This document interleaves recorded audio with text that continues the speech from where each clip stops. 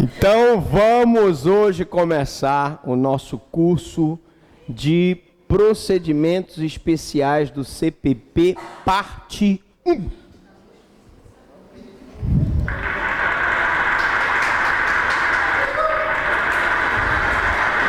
Fazer o lobby, né? Vamos fazer o lobby aqui. Pronto. Bom, procedimentos especiais do CPP, vamos começar pelos crimes falimentares. Procedimento dos processos por crimes falimentares. Atenção, silêncio total. Você sabe que essa aula, ela é ao vivo e a cores? Quem sabe faz ao vivo e a cores. Então, se vocês fizerem silêncio aqui no auditório, por gentileza, vamos começar. Primeiro, nós tivemos uma revogação dos artigos 503 a 512 do CPP, porque a Lei 11.101 de 2005, que é a nova lei de falências, revogou os mencionados artigos do CPP e o Decreto-Lei 7.661, que é o artigo 200, né? As normas de processo penal inseridas na Lei 11.101 de 2005 têm, em princípio, efeito imediato a partir de sua vigência. Logo, como no processo penal as normas têm, por determinação, efeito imediato, as normas de processo penal, gente, elas se aplicam imediatamente a partir do momento da sua vigência. Então, a partir do momento em que houve a modificação legislativa em 2005, eu passo, então, a não aplicar mais os dispositivos do Código de Processo Penal e passo a aplicar os dispositivos do procedimento previsto na nova Lei de Falências, tá? Ainda que praticado o crime antes da Lei 11.101/2005, não será ele apurado mediante inquérito judicial, porque o inquérito judicial foi abolido. O inquérito judicial, para a vossa informação, era aquele inquérito em que o juiz da falência apurava os casos de crimes falimentares. Então, eu tinha essa situação peculiar. O juiz da falência presidia o que nós chamamos de inquérito judicial. Era ele que presidia esse inquérito judicial. E com a reforma da Lei de Falências, acabou esse inquérito judicial, que foi abolido. E no lugar desse inquérito judicial, nós passamos a ter um inquérito policial. Hoje em dia, o crime falimentar, ele é apurado por inquérito policial. Tá, professor. Qual é o prazo para o oferecimento da denúncia de crime falimentar? A regra, ela segue a regra geral do processo penal, ou seja, 5 dias para oferecer a denúncia se o réu estiver preso e 15 dias se ele estiver solto. Nós já aprendemos na aula de ação penal de que quando o réu está preso, recebido o inquérito, o Ministério Público tem 5 dias para oferecer a denúncia. Se ele estiver solto, ele tem 15 dias. Qual o juiz competente para processo dos crimes falimentares? Será o juiz criminal. O que mudou? Mudou que antigamente era o juiz falimentar, que já tinha atribuições para julgar a processo de falência, que é um processo cível. E ele que julgava os crimes falimentares e questões envolvendo a falência. Hoje não.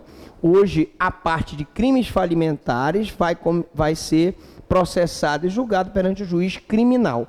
E o rito a ser observado é o rito sumário. Nós falamos já, se você não aprendeu, vamos só recapitular sobre o rito sumário. Nós dissemos que nós temos o rito ordinário, que é aplicável naquelas sanções penais com penas superiores a 4 anos. Temos o rito sumário, que é aquele que é aplicado quando a pena ela é inferior a 4, mais superior a 2 anos, porque se for menor de 2 anos ou for contravenção, eu aplico o rito sumaríssimo, que é o rito dos juizados especiais. Vimos que no processo sumário, tecnicamente falando, o rito sumário, o procedimento sumário, nós temos o inquérito, a denúncia do Ministério Público nesse prazo, a citação do acusado para ele apresentar a resposta à acusação no prazo de 10 dias, o despacho saneador, onde o juiz não só saneia o processo, como também pode ou não receber a denúncia do Ministério Público, e aí nós temos aquela audiência concentrada que nós explicamos quando falamos de rito sumário, que vigora o princípio da rapidez, né? E que deve ser os atos processuais praticados não mais tardar em 30 dias, sob pena de gerar constrangimento ilegal caso o acusado esteja preso. E nessa audiência nós vamos ter o depoimento da vítima, a oitiva das testemunhas de acusação, a oitiva das testemunhas de defesa, o interrogatório do acusado, os debates orais, 20 minutos para a acusação, 20 minutos para a defesa, prorrogável por mais 10 minutos, e a sentença, que deverá ser prolatada em audiência ou 5 dias depois. Feita essa breve recapitulação, só para voltar aqui, se eu tiver um crime falimentar, o processo de julgamento do crime falimentar será apurado pelo juiz criminal e será adotado o rito sumário. Classificação dos crimes falimentares. Fácil, muito fácil, tranquilo, né? Os crimes falimentares se classificam quanto ao sujeito ativo próprios, quando praticados pelo falido ou devedor, impróprios, quando cometidos por outras pessoas envolvidas na falência. Eu posso ter um crime falimentar praticado pelo credor, um crime falimentar praticado pelo administrador judicial, um crime falimentar praticado pelo perito, um crime falimentar praticado pelo juiz da falência. Posso. Então, recapitulando, a classificação. Os crimes falimentares são próprios quando praticados pelo falido ou pelo devedor e são impróprios quando praticados por outra pessoa que não o falido. Beleza? Fácil, tranquilo. Não tem mistério. Classificação dos crimes quanto ao momento de execução. Nós sabemos que os crimes têm um iter crimes composto pela cogitação, preparação, execução e consumação. Na preparação se cogita a prática do crime. O cara pensa, vou matar aquela pessoa. Na preparação, ele pega e vai na loja comprar a arma. Na execução, ele dispara a arma contra aquela pessoa. E na consumação, ele consegue o resultado naturalístico, ou seja, a morte da vítima. Nos crimes falimentares é a mesma coisa, só que a divisão é muito mais simples, porque eu tenho crimes antefalimentares, por favor, corrijam lá, antefalimentares, cometidos antes da decretação da quebra ou da falência, e os pós-falimentares, né, são aqueles ocorridos após a sentença declaratória de falência. Repetindo, os crimes são quanto à execução do crime falimentar, antifalimentar, antes da decretação da sentença de falência, e pós-falimentar, após a sentença declaratória de falência. Princípio da unidade, unicidade ou universalidade dos crimes falimentares. Senhores, o crime falimentar é sempre uno, embora múltiplos os dispositivos penais da lei de falência violados pelo falido. Vamos explicar o que é princípio da unicidade. Esse princípio da unicidade, gente, ele não só vigora nos crimes falimentares. Ele vigora também nos crimes da lei de drogas, 11.346-03. Ele vigora no Estatuto do Desarmamento, 10.826-03. Ele vigora, enfim, em outras legislações. O que é a unicidade do crime falimentar? O que é a unicidade de um crime? A unicidade ocorre quando, na figura típica, existem vários tipos penais e a pessoa praticando um ou mais tipos penais só responde por um único crime. Vou exemplificar. No crime de tráfico, por exemplo, eu posso importar, exportar, conduzir, depositar, guardar, transportar. Aí você me pergunta, professor Franklin, tá bom, e se a pessoa importou e exportou, transportou a droga, depositou a droga, guardou a droga, ofereceu para outra pessoa a droga, para cada conduta dessa, o traficante responde por um crime? A resposta é não. Pelo princípio da unicidade, mesmo que ele pratique várias condutas do tipo, ele só responde por um único crime. Princípio da unicidade. Então, eu vou ter nos crimes falimentares situações em que o falido ele vai praticar várias condutas do tipo, mas ele vai responder por um único crime. O único fato leva à presunção legal de uma conduta irregular do falido.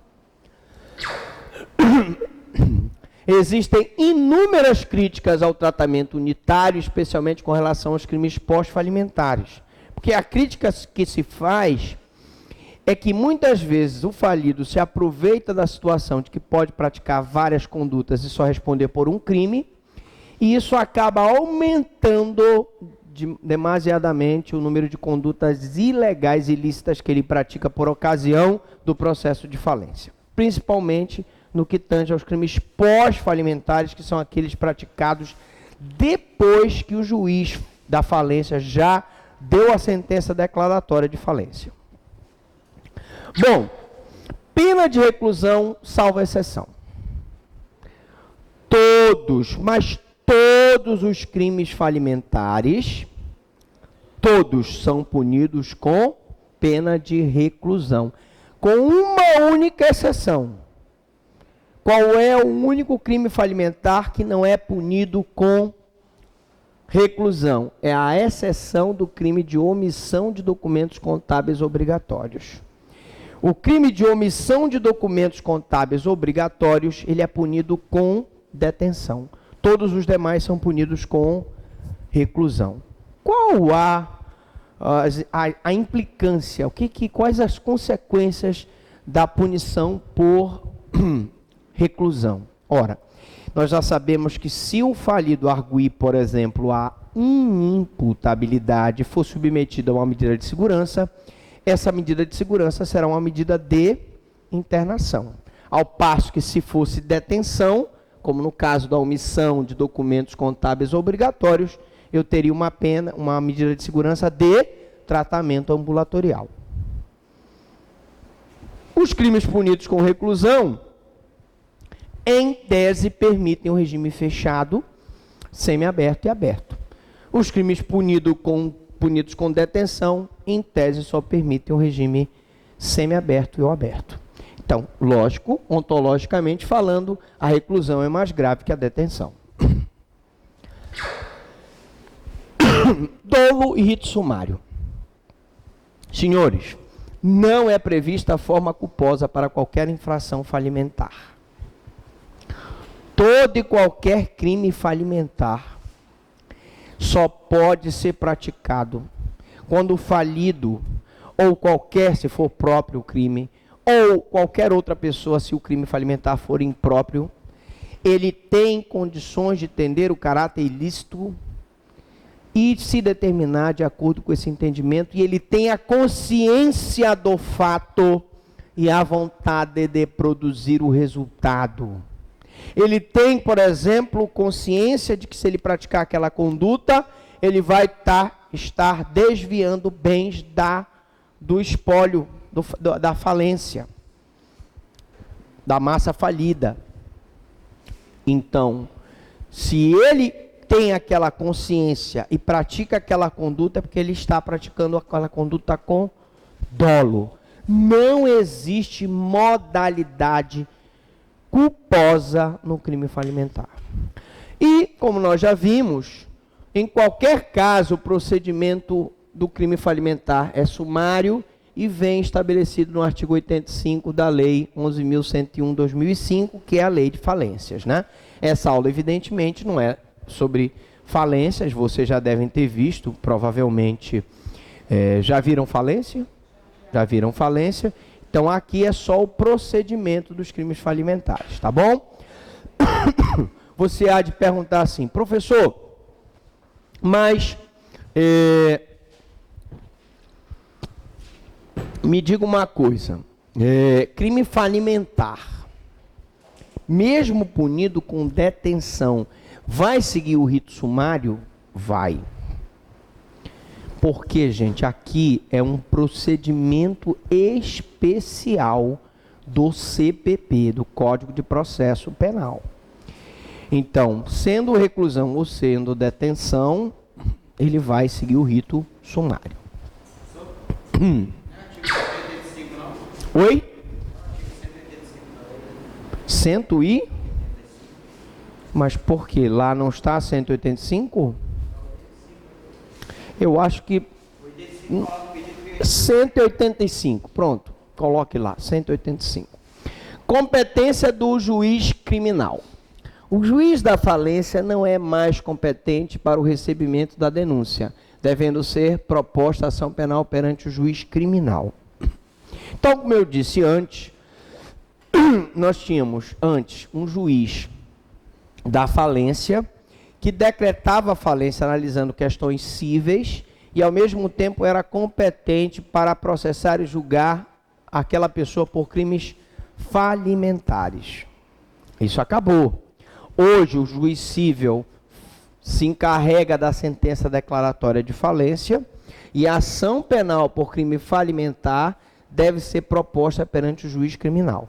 Por razões óbvias, a ação penal do crime falimentar, e nós vamos ver já já isso, ela é pública, competindo ao Ministério Público a interposição da ação. Mas, porém, contudo, todavia, no entanto, entretanto, se o Ministério Público não o fizer no prazo legal, cabe ação penal privada subsidiária. Cuidado. 1 minuto da sua atenção pode ser fatal. Bom, também nós já falamos, mas não custa nada reforçar, que nós tivemos a abolição do inquérito judicial, abolido o inquérito judicial, que era aquele que era presidido pelo juiz da falência. Remanesce para o juiz da falência em matéria penal a competência para ordenar a prisão preventiva. Professor, quer dizer o seguinte, o juiz da falência, ele não pode processar e julgar os crimes, mas se ele tiver conhecimento de um crime, ele pode decretar de ofício a prisão preventiva e oficiar, remeter os autos ao Ministério Público para que o Ministério Público possa entrar com uma ação por crime falimentar? Pode. Só pode. Prisão preventiva. Relatório circunstanciado. Incumbe ao administrador judicial. Quem é o administrador judicial? É aquela pessoa incumbida pelo juiz de administrar a massa falida, né? Os bens da empresa que está em processo de falência, né? Apresentar ao juiz relatório circunstanciado a respeito das causas e circunstâncias que conduziram à situação de falência. E nesse relatório circunstanciado, feito por um técnico, uma pessoa que entenda de auditoria, de contabilidade, e nesse relatório é que ele vai constatar ou não algum crime falimentar, geralmente relacionado à fraude contra credores, a desvio de bens da massa falida e etc. Tá? Nesse relatório, se for constatado o crime falimentar, o juiz vai encaminhar os autos ao Ministério Público para oferecimento da denúncia, né? Decretada a quebra ou concedida a recuperação judicial. Se o MP constatar que há nos autos, e aí, diga-se, principalmente no relatório circunstanciado, indícios da prática de crime. Deverá oferecer denúncia se suficientes os elementos existentes. Atenção! O Ministério Público só deve oferecer denúncia por crime falimentar se estiverem nos autos configuradas provas suficientes da autoria e da materialidade. A materialidade se dá com esse relatório contábil. Inquérito policial. O MP pode requisitar a abertura de inquérito policial se entender necessária investigação para obtenção de outros esclarecimentos e elementos de prova. Bom, gente, aqui é muito simples, né? Nós já explicamos que, em linhas gerais, o Ministério Público ele tem 3 opções, né? Ele pode denunciar, ele pode pedir diligência, e aí é a polícia que vai atrás de outros elementos de prova de crime falimentar, e ele pode, se não houver prova, ele pode pedir o arquivamento. Essa denúncia ela vai se basear no inquérito policial. E esse inquérito policial poderá se basear num relatório circunstanciado de um contador. Nesse relatório circunstanciado, nós vamos ter os indícios da autoria e prova da materialidade de crime falimentar. Ação penal pública. Olha aí o que eu falei. Dispõe a Lei 11.101/2005 que os crimes nela previstos são de ação penal pública incondicionada. Quem tem legitimidade para mover essa ação penal? Ministério Público, promotores de justiça, não é? Promotores de justiça. Será promovida por procuradores de justiça, pelo Procurador-Geral de Justiça, que vai designar procuradores de justiça se a autoridade tiver foro por prerrogativa de função, como se for um prefeito, dono de uma empresa, ou se for o governador do estado, né? Alguma coisa nesse sentido. Se a autoridade não tem foro por prerrogativa de função, normal, o Ministério Público, o promotor de justiça, move ação penal pública incondicionada. Vá confirmando, é o 184. Ele está olhando ali o rapaz, verificando se está correto os dispositivos. É o 184. Vamos lá. A ação penal privada subsidiária pode ser proposta por qualquer credor habilitado ou pelo administrador judicial no prazo decadencial de 6 meses após o escoamento do prazo previsto para a denúncia. Professor, então aí nós temos uma inovação aí, né? Sim, existe a possibilidade de propositura de ação penal subsidiária. Se o Ministério Público não oferecer a denúncia que é dele, porque a ação penal é pública incondicionada, aí quem poderia então mover essa ação penal privada subsidiária? Por exemplo, os credores, né, que têm interesse que o falido seja punido pelos crimes falimentares que ele praticou. Por exemplo, então, o próximo passo da aula é dizer que eu tenho recurso em sentido estrito da rejeição da denúncia, que proporcionará ao órgão do MP a interposição de recurso em sentido estrito. Senhores, aprendam logo: toda e qualquer decisão que rejeita a denúncia se submete a recurso em sentido estrito. Toda decisão que rejeita a denúncia é atacada por recurso estrito ius. Bom, tem mais um detalhe. Assim como todas as demais denúncias, a denúncia por crime falimentar, nela vigora o princípio do indubio pro societate. Toda denúncia, quando é oferecida por ocasião do recebimento ou não perante o juiz tem que levar em consideração que o indúbio é pro societate, ou seja, se o Ministério Público ofereceu a denúncia, mesmo que haja um indício, a dúvida sobre a culpabilidade do réu, se recebe a denúncia. Porque a sociedade tem interesse em que o crime falimentar seja punido.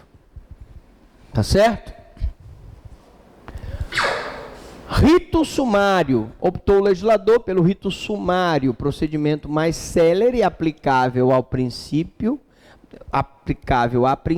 a delitos menos graves, apenados com detenção, embora os crimes previstos na nova lei sejam punidos com pena de reclusão. Professor, o senhor disse que todos os crimes falimentares são punidos com reclusão, só temos um punido com detenção. Mas não é incoerente punir um crime punido com reclusão tramitando por um rito sumário? Não teria que ser o rito ordinário? Senhores, realmente é incoerente, mas vocês têm que observar que se trata de um procedimento especial de jurisdição contenciosa e que o Código, pela relevância de ser um crime falimentar, optou pelo procedimento sumário, que é mais célere do que o procedimento ordinário, embora ambos sejam procedimentos comuns. Então, possibilidade do rito ordinário. Tá bom, professor, mas suponhamos que o juiz é um cara desinformado.